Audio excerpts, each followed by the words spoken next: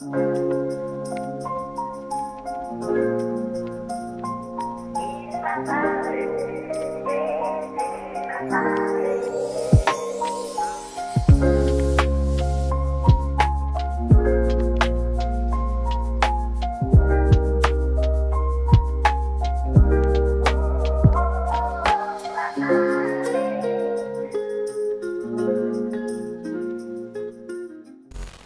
chers amis, une fois encore, nous vous souhaitons la bienvenue à cette belle aventure, à ce merveilleux voyage au centre de la parole de Dieu.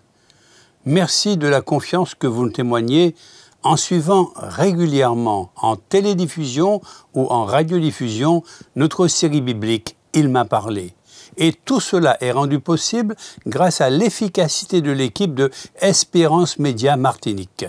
Aujourd'hui, notre sujet sera capital, voire fondamental, puisqu'il constituera l'un des éléments charnières, en fait le socle, la fondation de toute la construction de ce que nous avons appelé lors de présentations précédentes, le plan de sauvetage de l'humanité mis en place par Dieu, le plan de la rédemption, le plan du salut. Mais avant cela, nous allons prier.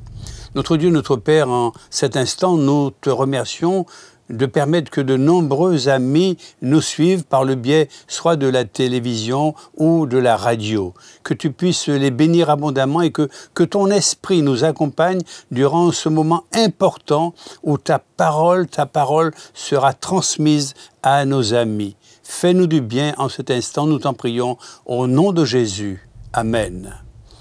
Ce 16e sujet, intitulé « Le pouvoir créateur de Jésus », nous fera voyager dans le passé, dans le présent et dans l'avenir à travers les pages du Saint-Livre. Nous souhaitons que cette 16e présentation mette en chacun de nous de la joie, de la paix, du bonheur, de l'espoir. Oui, mes chers amis, le meilleur est à venir. Oui, mes chers amis, notre délivrance, c'est pour bientôt. Alors, courage! Dès les premières lignes du premier livre de la Bible, la Genèse, qui signifie, je vous le rappelle, origine au commencement, nous lisons ceci. Au commencement, Dieu créa le ciel et la terre. La terre était informe et vide, il y avait des ténèbres à la surface de l'abîme, mais l'Esprit de Dieu planait au-dessus des eaux. Genèse 1er, les versets 1 et 2. Au verset 26e du même chapitre, nous lisons « Dieu dit, faisons l'homme à notre image, selon notre ressemblance, pour qu'il domine sur les poissons de la mer, sur les oiseaux du ciel, sur le bétail, sur toute la terre et sur tous les reptiles qui rampent sur la terre. » Mes chers amis, peut-être avez-vous déjà compris, à partir des textes qui viennent d'être lus, l'Esprit de Dieu qui plane au-dessus des eaux et la conjugaison du verbe faire à la première personne du présent de l'indicatif « faisons », que Dieu n'est pas seul dans son acte créateur. Comme vous le savez très certainement, Dieu porte des noms différents, entre autres El Shaddai, qui signifie Dieu Tout-Puissant, Adonai, qui signifie Seigneur éternel, Yahvé, Jéhovah, qui signifie l'Éternel, et puis bien d'autres qualificatifs. Mais il y a un nom de Dieu sur lequel nous voudrions attirer particulièrement votre attention. C'est celui d'Élohim, qui signifie Créateur puissant et fort. Dieu Élohim est par conséquent l'être suprême de l'univers, ce qui souligne son immense pouvoir. Élohim est la source de tout. Il a créé toute la nature, il a créé tout ce qui est vivant. Fait extraordinaire qui dépasse la raison humaine, Dieu a créé tout ce qui a vie en 6 jours littéraux, y compris nos premiers parents, Adam et Ève, durant cette période. Et ce qui est de plus incroyable, c'est qu'Élohim, l'être suprême de l'univers, a créé les êtres humains à son image. Cela démontre la tendresse qu'il nous porte, la haute estime qu'il a pour nous et la raison pour laquelle il nous appelle ses enfants. Puis, après avoir créé le monde, Elohim s'est reposé le 7e jour de la semaine, le samedi. Puis en fait un jour spécial, un saint jour de repos. Et de cette façon, il a donné un exemple personnel de repos en ce jour spécial afin que les êtres humains, c'est-à-dire vous et moi, puissent suivre cet exemple. Cela nous donne un moment hebdomadaire, un moment spécial en fin de semaine, le samedi, pour recharger nos batteries sur le plan physique, mental, moral et spirituel et renouer ainsi avec notre Dieu, notre famille et nos amis des relations privilégiées. Elohim est également caractérisé par un autre grand mystère. Il est un seul Dieu, mais en 3 personnes. D'ailleurs, Elohim est un nom pluriel. Ces 3 personnes constituent ce qu'on appelle la divinité, composée de Dieu le Père, de Dieu le Fils et de Dieu le Saint-Esprit. Les 3 personnes de la divinité sont également connues sous le nom de Trinité et agissent ensemble dans le même but. Ces 3 personnes ont donc collégialement contribué d'une part à la mise en place de l'immense univers, mais ont aussi d'autre part interagi dans la création du monde, notamment dans la création de notre planète, la Terre.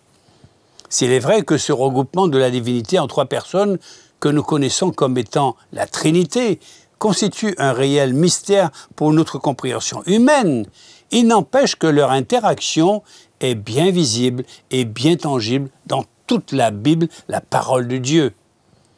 Ne serait-ce que lors de la création du genre humain, au travers de cette déclaration « Faisons l'homme à notre image selon notre ressemblance ».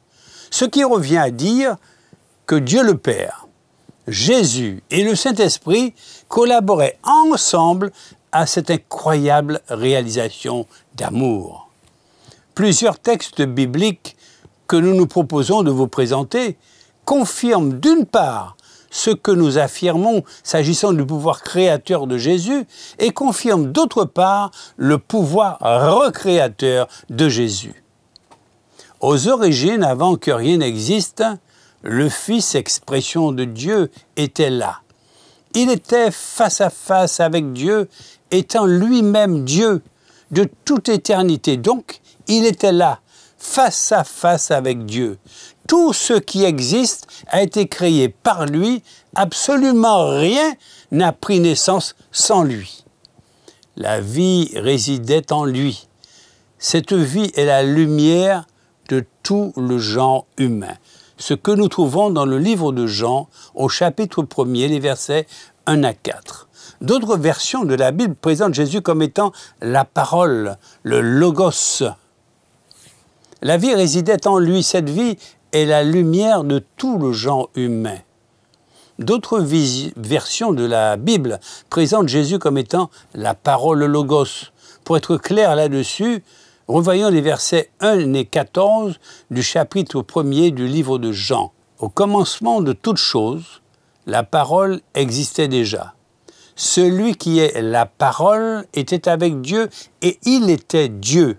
Celui qui est la parole est devenu un homme et il a vécu parmi nous plein de grâce et de vérité. Nous avons vu sa gloire, la gloire que le Fils unique reçoit du Père. Jésus, la parole, nous renvoie à la création. Dieu parle quand il crée. Il dit, et les 6 jours de la création, y compris la création de l'homme, deviennent réalité. Dans l'épître de Paul aux Colossiens, au chapitre 1er, les versets 15 à 19, il est consigné ce qui suit. Il est l'image du Dieu invisible, le premier-né de toute création, car c'est en lui que tout a été créé dans les cieux et sur la terre, le visible et l'invisible, trône, seigneurie, principat, autorité, tout a été créé par lui et pour lui. Lui, il est avant tout.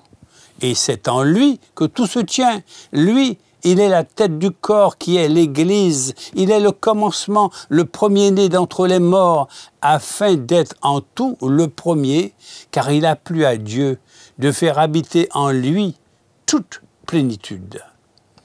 Une question se pose néanmoins par rapport à ce texte biblique que nous venons d'entendre.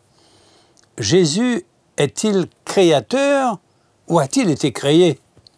Mes chers amis, c'est une constante dans le Nouveau Testament. Le titre de premier-né est souvent appliqué à Jésus, et notamment dans le livre de Romains au chapitre 8 et au verset 29. Car ceux qu'il a connus d'avance, il les a aussi prédestinés à être semblables à l'image de son Fils, afin qu'il soit le premier-né d'un grand nombre de frères. Cette expression, ce titre spécial, le premier-né appliqué à Jésus, ne fait pas allusion à la naissance naturelle. C'est un symbole dénotant la dignité et le rang. L'image vient de la coutume de conférer de grands honneurs au premier-né d'une famille royale. Dans son application particulière à Jésus, le titre signifie clairement la priorité dans le temps, de même que la supériorité du privilège et de l'autorité. L'autorité du Christ est particulière car il est notre Créateur, notre Sauveur et notre Seigneur. Par sa puissance créatrice, Jésus a la première place et par sa puissance de résurrection, il a pu revenir à la vie car il en avait le pouvoir en lui-même. Par ailleurs, mes chers amis, vous avez pu remarquer qu'au début du texte de l'apôtre Paul, l'acte créateur, qui n'est réservé qu'à Dieu, est appliqué ici à Jésus. Il est dit que c'est en lui que tout a été créé dans le ciel et sur la terre, le visible et l'invisible, trône, souveraineté, domination, autorité. D'ailleurs, la suite nous le redit clairement. Tout a été créé par lui et pour lui. Il nous est aussi précisé qu'il existe avant toute chose et tout subsiste en lui. En fait, il nous est clairement démontré qu'il a tout créé et qu'il existait avant toute chose. Par conséquent, nous avons l'acte créateur qui est appliqué à Jésus, ainsi que l'utilisation de premier-né qui se réfère à la place primordiale de Jésus. Le passage ne présente donc pas Jésus comme le premier être créé, mais bien comme celui qui a la première place et qui a tout créé. Ainsi, si l'on dit de Jésus qu'il est le premier-né, c'est parce qu'il a la première place en tout, y compris dans le gouvernement divin. La Bible présente également Jésus-Christ comme le premier-né d'entre les morts. L'expression « premier-né d'entre les morts », ici, ne veut pas dire que le Seigneur Jésus-Christ ait été le premier à ressusciter d'entre les morts. Il y a eu plusieurs résurrections, aussi bien dans l'Ancien que dans le Nouveau Testament. Cependant, Jésus-Christ fut le premier ressuscité des morts qui ne connaîtra plus jamais la mort. Le premier à ressusciter des morts avec un corps de gloire, puisqu'il est le chef d'une nouvelle création. Sa résurrection est unique. Elle incarne la promesse selon laquelle tous ceux qui croient en lui ressusciteront aussi. Car Dieu a tant aimé le monde qu'il a donné son Fils unique afin que quiconque croit en lui ne périsse point, mais qu'il ait la vie éternelle. Jean 3, le verset 16e. Jésus-Christ est avant toute chose et toute chose subsiste en lui. L'expression la plus profonde de l'amour d'Élohim s'est manifestée par la vie, la mort et la résurrection de Dieu le Fils. Dans une incroyable démonstration d'amour et d'humilité, il est en fait devenu l'un des nôtres par la vie de Jésus qui était Dieu le Fils devenu chair. Cela plus que tout révèle son caractère. Dieu le Fils, sous la forme de Jésus, est mort pour payer le prix du péché de toute l'humanité. Ce sacrifice fait de Jésus, le héros ultime, notre Rédempteur. Il montre jusqu'où Élohim était prêt à aller pour tendre la main aux êtres humains et rétablir sa relation avec eux. Il a donc fait ce que nous n'aurions jamais pu faire seuls. Elohim a vaincu la mort pour nous par Jésus. Et par lui également, Elohim agit pour nous. Il nous représente dans le ciel. Jésus s'assure que le bilan de sa vie parfaite et dépourvu de péché sur la terre soit considéré à la place de notre bilan imparfait. Et de cette façon, nous pouvons aller au ciel si nous acceptons le sacrifice de Jésus pour nous. Lors de son agonie sur la croix, Jésus a utilisé une forme du nom Elohim lorsqu'il a appelé Dieu le Père. Eloi, Eloi, lama sabachthani, qui signifie mon Dieu, pourquoi m'as-tu abandonné? Marc 15, le verset 34e. Cet acte de notre salut n'était pas une réflexion après coup pour Elohim. Il avait prévu de sauver les êtres humains de la mort éternelle avant la fondation du monde. Vous avez été rachetés par le sang précieux de Christ comme d'un agneau sans défaut et sans tache, prédestiné avant la fondation du monde et manifesté à la fin des temps. 1 Pierre, le chapitre 1er, les versets 18 à 20. Après la mort et la résurrection de Jésus, Elohim ne nous a pas abandonnés à notre sort. Au contraire, il est venu sous la forme du Saint-Esprit, la troisième personne de la divinité qui nous servirait quotidiennement de consolateur, mais aussi de guide. Et à ce propos, voilà ce que Jésus annonce à ses disciples avant qu'ils ne les quittent pour rejoindre le Père. Quand sera venu le consolateur que je vous enverrai de la part du Père, l'Esprit de vérité qui vient du Père, il rendra témoignage de moi. Jean chapitre 15 et au verset 26. Puis dans Jean chapitre 16, verset 13, quand le consolateur sera venu, l'Esprit de vérité, il vous conduira dans toute la vérité, car il ne parlera pas de lui-même, mais il dira tout ce qu'il aura entendu et il vous annoncera les choses à venir. Il nous guide dans notre lecture et dans notre compréhension de la Bible. Je le rappelle, la parole de Dieu. Bien que le texte ait été écrit par des êtres humains, Elohim nous parle avec puissance à travers le Saint-Esprit, nous éclairant sur des concepts que nous ne pourrions pas comprendre par nous-mêmes. De cette façon, il nous guide à travers la Bible et nous donne l'énergie nécessaire à une vie d'amitié avec lui. Par le Saint-Esprit, il fait aussi ce qu'aucune ressource de développement personnel ne pourrait jamais accomplir. Il fait de nous ses enfants qui reflètent son amour et sa compassion. Ce même Elohim qui a parlé aux prophètes, a inspiré les auteurs de la Bible et donné le pouvoir à Jésus d'agir en nous pour nous aider à atteindre notre plein potentiel. Il veut que nous soyons tout ce que nous pouvons être, non seulement sur le plan individuel, mais aussi ensemble en tant que belle communauté de croyants. Le pouvoir recréateur de Jésus se manifeste de manière puissante à travers la Bible, la parole d'Elohim. Si quelqu'un est dans le Christ, c'est une création nouvelle. Ce qui est ancien est passé. Il y a là du nouveau et tout vient de Dieu qui nous a réconciliés avec lui par le Christ et qui nous a donné le ministère de la réconciliation.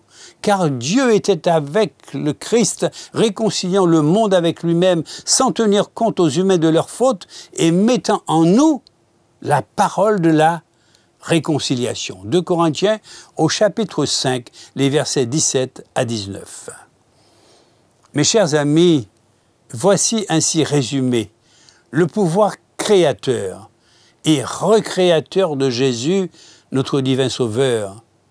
Alors je vis un ciel nouveau et une terre nouvelle, car le premier ciel et la première terre avaient disparu, et la mer n'était plus. Et je vis descendre du ciel, d'auprès de Dieu, la ville sainte, la Jérusalem nouvelle, prête comme une mariée qui s'est parée pour son mari. J'entendis du trône une voix forte qui disait « La demeure de Dieu est avec les humains. Il aura sa demeure avec eux, ils seront ses peuples et lui-même, qui est Dieu avec eux, sera leur Dieu. Il essuiera toute larme de leurs yeux. La mort ne sera plus, et il n'y aura plus ni deuil, ni cri, ni douleur, car les premières choses ont disparu. » Apocalypse 21, les versets 1 à 4. En définitive, mon ami, le pouvoir de Jésus, c'est sa grande victoire à la croix sur les puissances sataniques et bien évidemment sur Satan et sur la mort. Il a le pouvoir de t'attribuer sa victoire. Il a le pouvoir de transformer ta vie d'échec en une oasis de paix et de succès. Seulement, Jésus, ton Créateur, Jésus, ton Rédempteur, te lance l'invitation suivante. Mon fils, ma fille, en cet instant, donne-moi ton cœur. Nous allons prier. Merci notre Dieu, toi qui nous as créés, façonnés de tes mains, pour ce grand bonheur qui est le nôtre de bénéficier de ton souffle divin. Tu nous rappelles dans ta sainte parole à quel point nous sommes fragiles et vulnérables sans toi dans nos vies. Alors aide-nous, nous t'en supplions, à faire les meilleurs choix pour notre vie présente et pour celle à venir. Et puisse ton Esprit Saint nous interpeller au nom de Jésus. Et nous disons Amen à cela. Notre prochain sujet, le 17e de la série biblique « Il m'a parlé », sera dans le prolongement de celui qui vous a été présenté aujourd'hui. Il s'intitule d'ailleurs « Comment et pourquoi Jésus créa-t-il l'homme ?» Un sujet très important à ne pas rater. Alors, à bientôt donc, mes chers amis.